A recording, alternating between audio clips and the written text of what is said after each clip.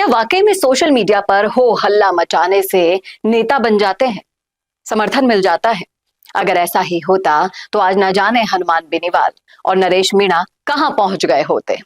और यही है वो वास्तविकता जो आज हम इस वीडियो में शेयर कर रहे हैं आपके साथ। नमस्कार, मैं हूं चेतना शर्मा। आप देखना शुरू कर चुके हैं संवाद भारत का, भारत के लिए। तो राजस्थान की राजनीतिक जमीन पर नई बहस खड़ी हो गई है कि क्या सोशल मीडिया का शोर वास्तविक राजनीति की जगह ले सकता है। आरएलपी और इसके प्रमुख नेता हनुमान बेनीवाल के समर्थन को लेकर एक खुली सच्चाई सामने आई है जो इसी दिशा में इशारा करती है। अब सोशल मीडिया नेता वर्सेस जमीन से जुड़े हुए नेता का जब विश्लेषण किया जाता है तो आज बड़ी संख्या में युवा लाइक करते हैं, शेयर करते हैं, फॉलोअर्स के आधार पर राजनीति में पहचान बनाना चाहते हैं।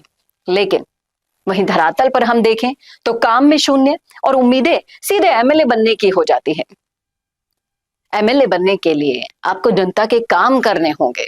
अब जब आरएलपी की हम बात करते हैं, इसमें भी बहुत से ऐसे लोग हैं। अब हनुमान बेनीवाल किन मुद्दों पर जनता की लड़ाई लड़ रहे हैं, वो किस व्यवस्था को बदलना चाहते हैं, ये यहाँ पर जानना जरूरी है। चौंकाने वाली बात यह है कि लगभग 95% लोग ये तक नहीं जानते हैं कि उनकी विचारधारा क्या है। राजनीति कोई शॉर्टकट करियर नहीं होता। फोटो पोस्ट करने से, लाइव पर आने से, भीड़ दिखाने से कोई नेता नहीं बन जाता। और नेतृत्व वही होता है जो मैदान में डटकर संघर्ष करता हो, संगठन को मजबूत करता हो, जनता के बीच भरोसा पैदा करता हो। और ये सब खूबियां होने के बावजूद भी हनुमान बेनीवाल वो पहुंच नहीं बना पा रहे हैं जो बननी चाहिए थी। इस चर्चा के बीच में एक कार्यकर्ता ने बेहद ईमानदारी से अपनी भूमिका भी रखी। जब लोगों के बीच में गए, उनसे बातचीत की तो उनका कहना है कि वो खुद जानते हैं कि वे बड़े स्तर पर ग्राउंड वर्क नहीं कर सकते, इसलिए नेता बनने की कोई महत्वाकांक्षा भी नहीं रखते हैं। लेकिन जो काम वो कर सकते हैं, यानी कि अपने कौशल को, अपनी मेहनत को और सोच के साथ वो पूरी निष्ठा से करना चाहते हैं, इस बात में कोई दो राय नहीं है। उनकी प्राथमिकता पर पद या पहचान नहीं होनी चाहिए, बल्कि वो सोच होनी चाहिए जो आरएलपी संगठन को मजबूत करे। वो काम होने चाहिए जो जनता के दिल पर राज करे। पार्टी के विजन को आगे बढ़ाना हो, ऐसे लोगों की हनुमान बेनीवाल को अभी सख्त जरूरत है। विचारधारा और संघर्ष की असली ताकत को लोगों तक पहुंचाना ही एक बहुत बड़ी जिम्मेदारी होती है। तब जाकर आरएलपी अपने आप को संगठित कर पाएगी, मजबूत कर पाएगी। ये उनकी ही जिम्मेदारी है और वही उनका योगदान भी होना चाहिए।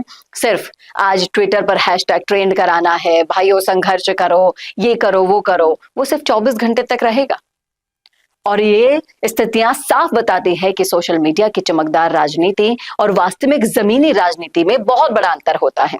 हनुमान बेनीवाल जैसे नेताओं का संघर्ष तभी फल देगा, इसमें नरेश मीणा को भी शामिल कर लीजिए आप, जब कार्यकर्ता लाइक से ऊपर उठकर जिम्मेदारी लेंगे और विचारधारा को प्राथमिकता देंगे। राजनीति में असली ताकत पोस्ट में नहीं होती, बल्कि जमीन पर काम करने से होती है, निष्ठा और संघर्ष में होती है। और इस बात में अगर आपको कोई भी मीन मेख लगे तो लिख डालिएगा कमेंट बॉक्स में, लेकिन सच्चाई यही है। क्या कहते हैं आप इस मुद्दे पर, रखिएगा राय जरूर। कैसा लगा वीडियो बताना ना भूलेगा और ऐसे वीडियोस के लिए देखते रहिए संवाद भारत का, भारत के लिए। नमस्कार। अगर आप बनना चाहते हैं पॉलिटिशियन, लेकिन पब्लिक स्पीकिंग और अपने विचारों को व्यक्त करना चुनौती लगता है, या कैमरे और पब्लिक के सामने किसी तरह से बोल पाए इसमें मुश्किल होती है, तो मिशी मीडिया सॉल्यूशंस लेकर आया है पॉलिटिकल कंसल्टेंसी कैंपेन, जिसमें वरिष्ठ जर्नलिस्ट और पॉलिटिकल एनालिस्ट की एक्सपीरियंस्ड टीम आपको मदद करेगी, जिससे आपकी आवाज और भी बुलंद हो जाएगी।